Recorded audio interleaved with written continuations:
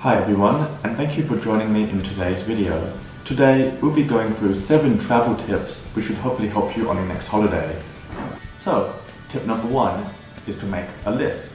Making a list can help you throughout your entire trip. So before you go, you'll probably have a list of things you want to bring. Don't forget your passport, don't forget all the essential items that you would generally need. But when you also get to your destination, a list can be extremely handy.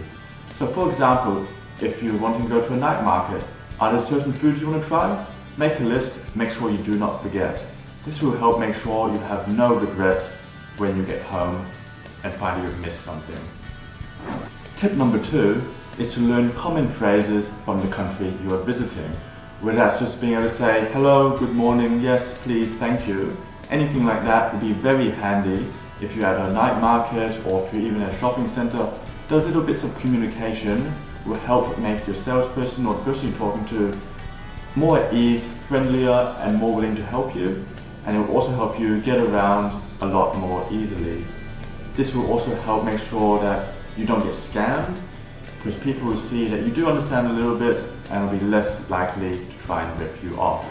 So tip number 3 is to separate your sources of money. So this can be very important if, for example, your hotel room is broken into, or you get robbed, or your bag gets stolen. If you have all of your cash or all of your cards in the one spot and that's taken from you, you have nothing left and it'll be very difficult to continue your trip or even get home. So the trick here is to separate your money. If you've got a lot of cash, just bring what you need on the day, leave the rest in the hotel room safe. Or if you've got cards, don't keep them all into one person if you're traveling in a group. Make sure everyone has a bit of cash on them, and that will save any problems that could potentially come up in the unlikely event that you get robbed or something bad happens. Okay, so tip number 4 is to not overplan your trip. So you always want to leave a little bit of room for a spontaneous thing that might happen. So maybe you get to your destination and suddenly you realize, oh, there's something that looks great that could be fun to do, but then maybe that's not possible because your itinerary is so jam-packed of everything else you wanted to do. This also ensures that you have some down days where you can relax a bit more and not get overly tired from your trip, because that will also lead to not enjoying your trip as much if you're just rushing around trying to tick things off, but really you just want to go to bed and sleep.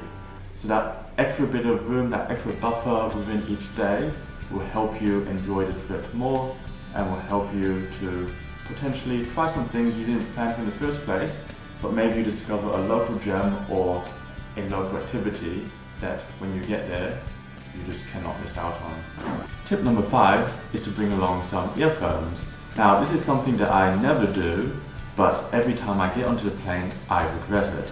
So we've all tried it, the Aeroplane earphones, they don't work, the sound quality is bad, it doesn't block out any sound at all. But if instead you were to bring along some cheap $20 or $30 earphones with you, not only would it help to block out the sound better, if you're lucky enough to be on a plane that has a screen with some movies and that, the sound quality is so much better and that'll help you to enjoy that time of the plane more, and the 10-hour flight or whatever it may be will be a lot more bearable. Earphones will also help you if you're trying to sleep, maybe you want to put some music on to help relax, and that is extremely important after long days where you need to make sure you get your rest so that you can go straight out the next day and continue your holiday. Tip number 6, which I'm sure is not really an issue for anyone, is to take lots of photos.